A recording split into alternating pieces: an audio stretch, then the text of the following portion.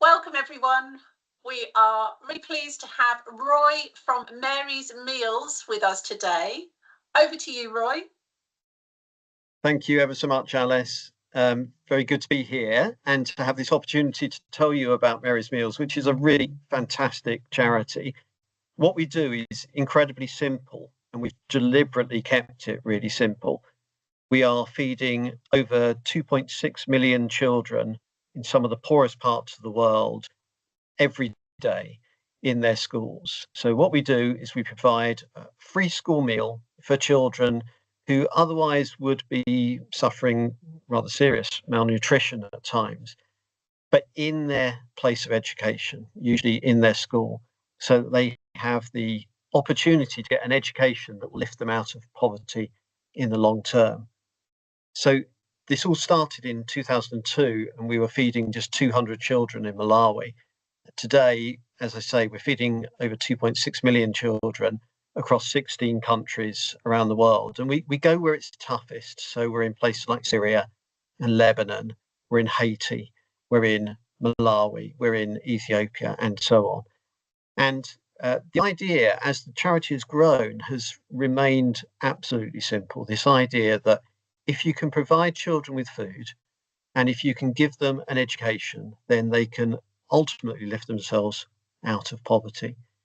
And we've seen that. We have this generation of people who have been in Mary's Meals schools, or schools where they've received Mary's Meals food for many years now. And having started as little children, they're now graduating from university or becoming leaders in their communities.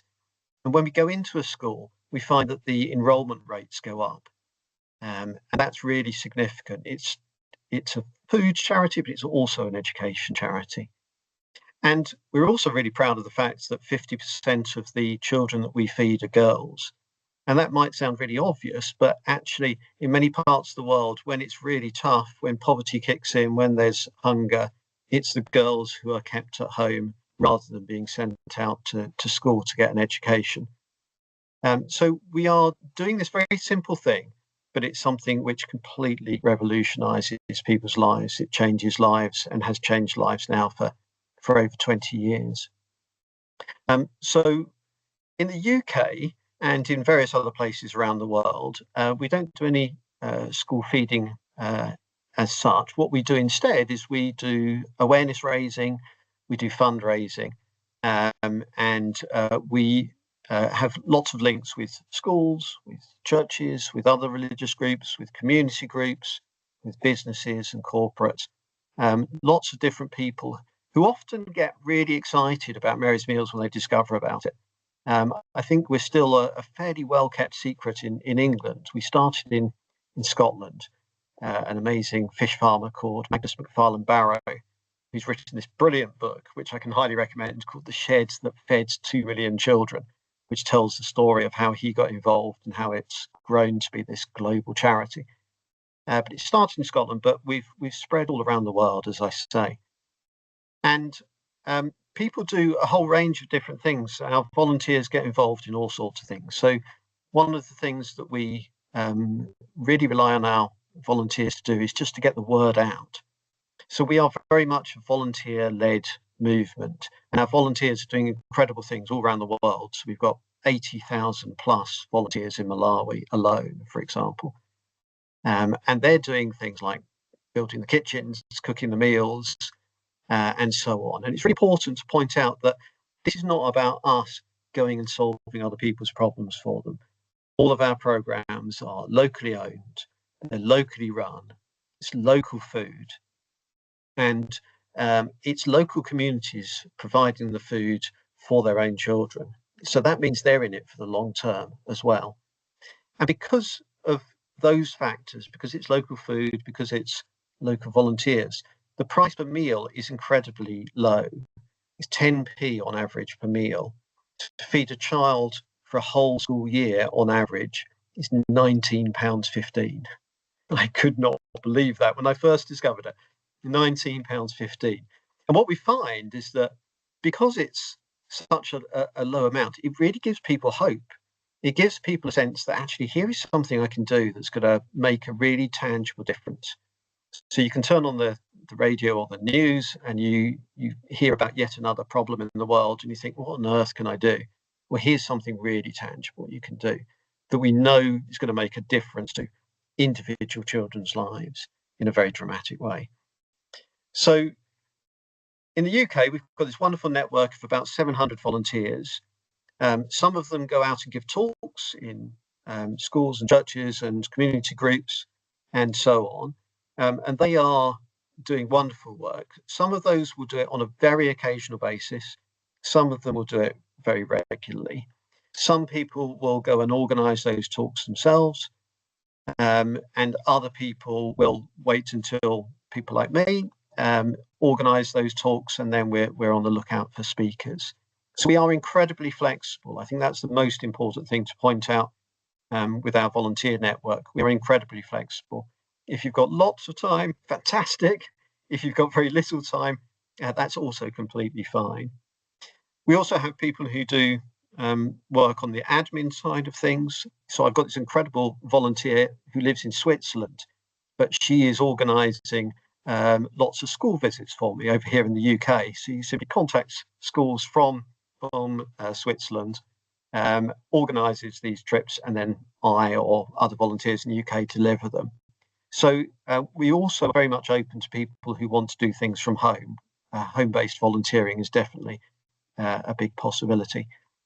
We've got a very small office in London, and some of our volunteers will go there on a regular basis, some of them once a week or possibly even twice a week in some cases, and often they're doing a lot of really important admin work for us as well. That's in Notting Hill. Our global headquarters actually is a shed in a tiny little village called Dalmally in Scotland, which is where Magnus first got involved in aid work when he started to deliver aid during the Bosnian War, and he just stored it in the garden shed until he got enough to drive to Bosnia for a week, and then he came back having taken a week off work to discover that people were still sending him this stuff, and so he never went back to work, and he found himself doing these remarkable things which grew and grew and grew. But really importantly, kind of to keep him grounded and to keep us all grounded, that's still our global HQ.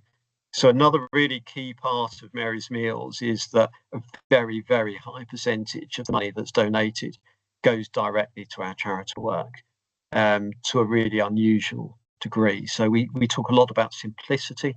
We talk a lot about stewardship, the real importance of looking after the money and the goods and the time that people give us. And we also talk about hope a lot. So one of the things I often say when I go into schools to children is that I'm going to give you the best bit of maths you can hear all day. School plus food equals hope. It's hope for the children that we're feeding, but it's also hope for our supporters in the UK and elsewhere. So we've got community volunteers who go out and give talks. We've got admin volunteers.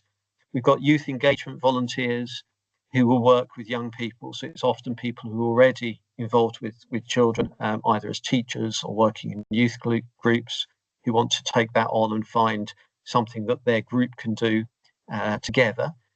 We have global youth ambassadors. So these are volunteers who are aged 16 to 25, and they do a range of different things to their own community, but then they regularly meet up online with other people around the world who are also doing similar things. So we've got incredible young people doing voluntary work for us across Europe, North America, Africa, Asia, I mean, all sorts of places around the world.